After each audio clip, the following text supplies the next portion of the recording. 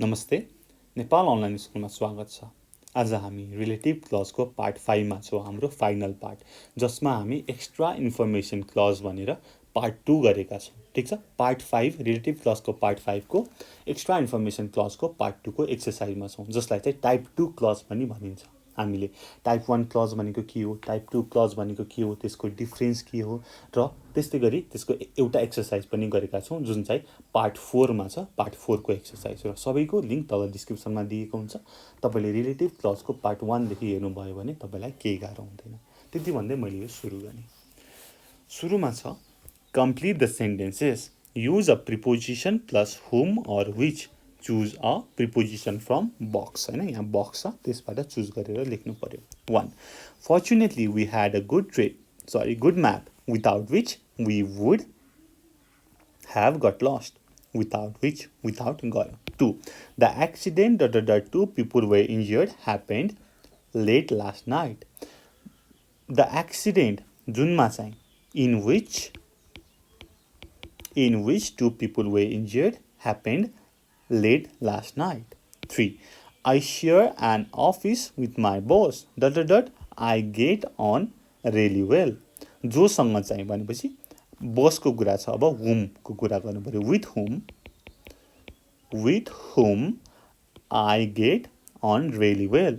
The wedding our family member were invited was a lovely occasion. जुनमा चाहिँ भनेपछि to which, the wedding to which our family members were invited was a lovely occasion.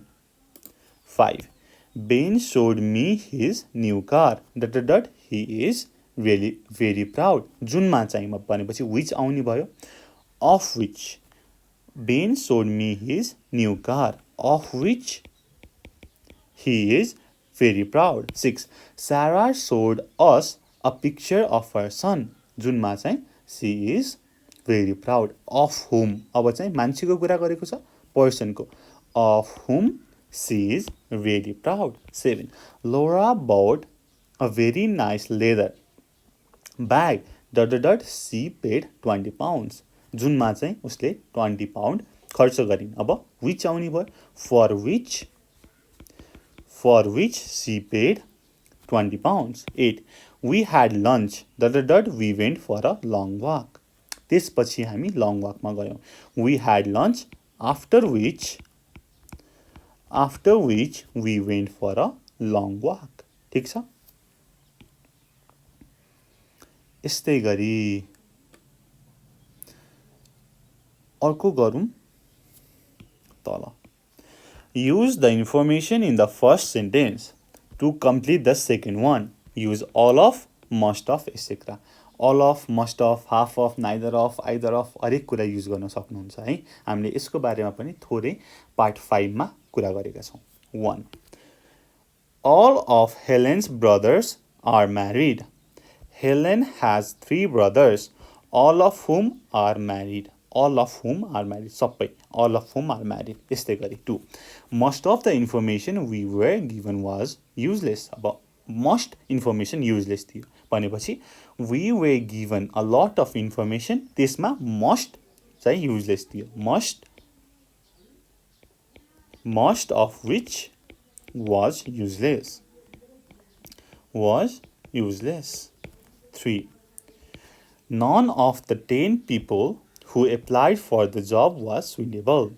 ठिक छ, 10 people applied for the job, जुनमा चाहिँ कोही पनि suitable थिएन, कोही पनि भए भनेपछि none of whom, किनकि मान्छेको कुरा गरेको छ त्यही भएर whom लेख्यौँ। none of whom was suitable.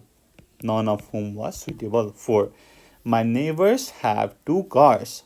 They never use one of them. दुईटा कार छ, दुवै युज गर्दैनन् भनेपछि they never use one of them.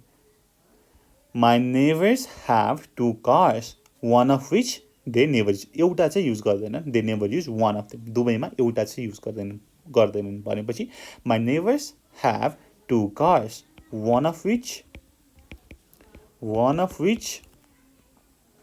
they never use. 5. James won a lot of money. He gave half of it to his parents. James won 100,000 pounds. जसमा चाहिँ उसले half चाहिँ कसलाई दियो, प्यारेन्ट्सलाई दियो. half of which he gave to his parents. 6. Both of Julia's sisters are lawyers. Julia has 2 sisters. जुनमा चाहिँ दुवै lawyer थिए. Both of whom are lawyers. दुवै lawyers छन्. 7. Jane replied to neither of the emails I sent her. दुवैमा उनले चाहिँ reply गरिनन्. भनेपछि I sent Jane 2 emails, neither of which she replied to. Neither of which she replied to. 8. I went to a party. I knew only a few of the people there. There were a lot of people at the party. जसमा चाहिँ मैले एकदम कम जनालाई चिनेको थिएँ. There were a lot of people at the party. Only a few of whom किन त मान्छेलाई जनाउनको लागि whom. Few of whom I knew. ठिक छ, एकदमै सजिलो छ. यस्तै गरी के भनेको छ त, now use the of which भनेर भनेको छ. अब तल चाहिँ the of which को प्रयोग गर्नु पर्यो. हामीले माथि त all of, most of अनि which र whom को प्रयोग गर्यौं. तल चाहिँ the of which है त. ल हेरौँ के हुन्छ. 9. You stayed in a hotel when you were on holiday but you don't remember the name. We stayed at a very nice hotel, the name of which I don't remember. जसको नाम मैले remember गर्न सकिनँ. अब हामीले the र of which लगाउनु पर्यो. 10. We drove along the road. The sides of the road were lined with trees. We drove along the road. त्यसपछि the sides of which were lined with trees. ठीक छ. We drove along the road, the sides of which were lined with trees. 11. The aim of the company's new business is to save money. Company को नयाँ business plan के हो त? To save money. The company has a new business plan. के को लागि त? The aim of which is to save money. ठीक छ. ल अब यस्तै गरी अर्को हेरौँ. Complete the sentences. Choose from the box and use which. Which use गर्नु पर्यो र बक्सबाट चुज गर्नु पर्यो है त. ल 1. Laura couldn't come to the party. Which was the same. 2. The street I live in is noisy at night. ठीक छ. The street I live in is noisy at night. जसले चाहिँ सुत्नको लागि एकदमै डिफिकल्ट गर्छ. This makes it difficult to sleep sometimes.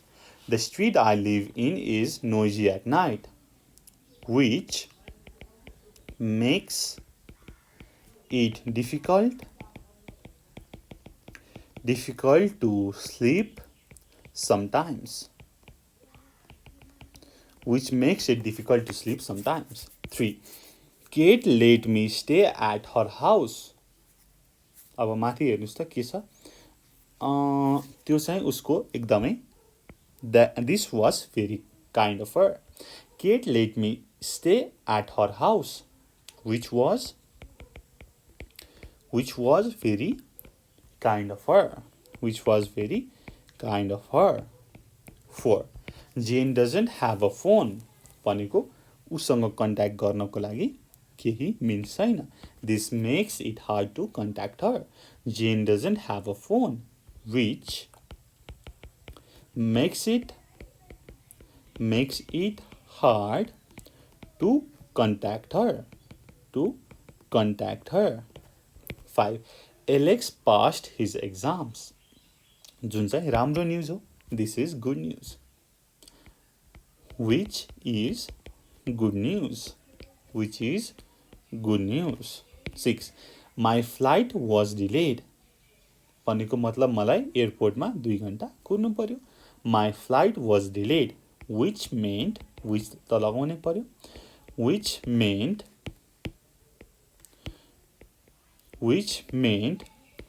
I had to wait 2 hours at the airport. 6.